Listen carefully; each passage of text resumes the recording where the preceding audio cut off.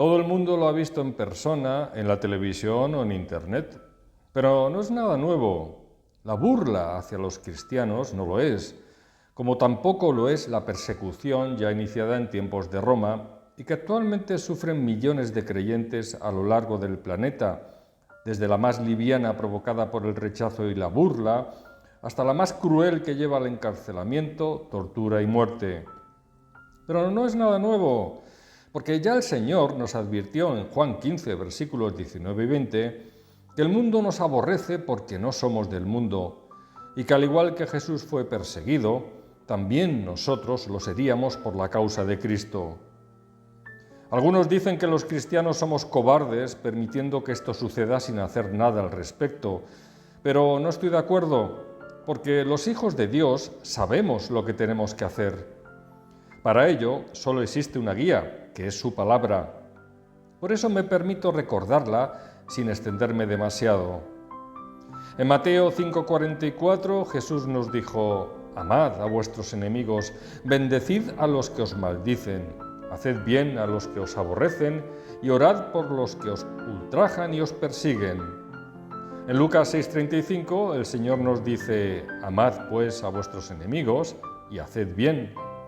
Y en Romanos 12, versículos 14 al 21, Pablo nos exhorta a bendecir a los que nos persiguen en vez de maldecir, no dando lugar a nuestra propia venganza, sino que permitamos que sea Dios quien aplique la suya a través de su santa ira. Porque existe una regla de oro que la Biblia nos manda llevar a cabo, y es la de vencer el mal con el bien. Así es.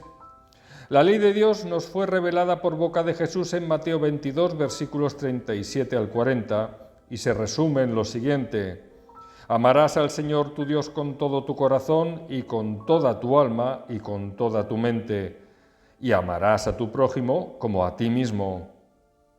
Jesús no nos pidió sentir amor, sino solo amar. Algunos que incluso se consideran creyentes no entienden esta diferencia. Amar al enemigo no es una opción según lo sintamos o no en base a nuestras emociones, sino una decisión en virtud de un mandato divino. Es cierto que sin la regeneración del corazón esto resulta imposible, lo cual sin duda es un milagro, porque la carne nos invita al odio y resentimiento, a la venganza devolviendo insulto por insulto, burla por burla, golpe por golpe. Por eso Jesús le dijo a Nicodemo en Juan 3:5 que el que no naciere de agua y del Espíritu no puede entrar en el reino de Dios. Es decir, no hay otro camino. O naces de nuevo o mueres para siempre. Por eso, solo el que ha sido regenerado es capaz de entender la voluntad de Dios expresada en su palabra para aplicarla en su vida. Este es el sabio del que habla la Biblia, al contrario del necio que la desprecia. Y solo el temor de Dios como principio de esta sabiduría nos permite, en base a aquella regeneración del corazón, saber que somos bienaventurados cuando por la causa de Cristo nos insultan y se burlan de nosotros o nos persiguen de cualquier manera. Solo este conocimiento que viene de lo alto permite que nos gocemos y alegremos a pesar de lo anterior, al tener claro que nuestro galardón es grande en los cielos y que somos la luz del mundo en medio de las tinieblas que lo rodean, pero con un propósito, que es que los demás vean nuestras buenas obras y así sea glorificado nuestro Padre que está en los cielos. Esta es la revelación de la voluntad de Dios por boca de Jesús, según nos reveló en el Sermón del Monte del capítulo 5 del Evangelio de Mateo. Por lo tanto, los cristianos sabemos lo que tenemos que hacer. No hace falta preguntar a nadie para que nos lo diga. Solo leer la Biblia y ver qué nos dice Jesús que hagamos. Esta es la venganza de los cristianos, dulce, humilde y mansa, llena de amor.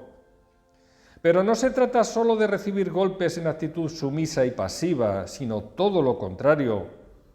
El apóstol Pablo nos dice en Colosenses 1, versículos 11 y 12, que nos fortalezcamos con el poder de Dios para alcanzar una paciencia y longanimidad frente a situaciones adversas, asumiendo con gozo y dando gracias por las pruebas a las que se nos somete.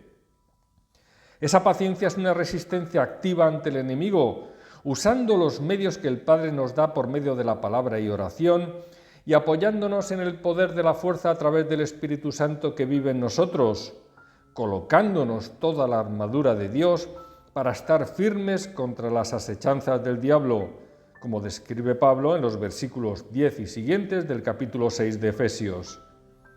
Y la longanimidad es la capacidad que Dios nos ofrece para soportar a los que nos ofenden sin responder con ira. Porque estas personas que se burlan de los cristianos no son conscientes, en base a su ceguera espiritual, que no son más que instrumentos del enemigo, ya que no tenemos lucha contra sangre y carne, sino contra principados y gobernadores de las tinieblas, espíritus de maldad que usan la carne para atacar nuestra fe. Pero insisto, que nadie se sorprenda. En la segunda carta de Pedro, capítulo 3, versículo 3, se nos advirtió que en los postreros días vendrán burladores, andando según sus propias concupiscencias o malos deseos propios de la carne. Por eso pidamos por ellos, para que Dios obre el mismo milagro que hizo al regenerar nuestros corazones. Solo un milagro puede transformarlo, y si nosotros antes éramos igual de enemigos de Dios y objeto de su ira, no pretendamos considerarnos mejores que ellos por el hecho de conocer ahora la verdad. Como bien expresa el Salmo 1, nadie es bueno, simplemente hemos sido justificados por la fe en el sacrificio de Cristo en virtud de la gracia de Dios, no por méritos propios. En resumen, los cristianos nos vengamos así, amando al enemigo, pidiendo por vosotros para que el Padre os lleve a Cristo por amor y no perezcáis eternamente. Algunos acuden a medios más sangrientos para vengarse, usando incluso lo que llaman religión, pero nosotros no. Mientras, haremos lo que Dios nos mande hacer para protegernos y proteger a nuestros hijos del lodo en el que os revolcáis y del vómito al que pretendéis volver. Que así sea en el nombre del Señor. Amén.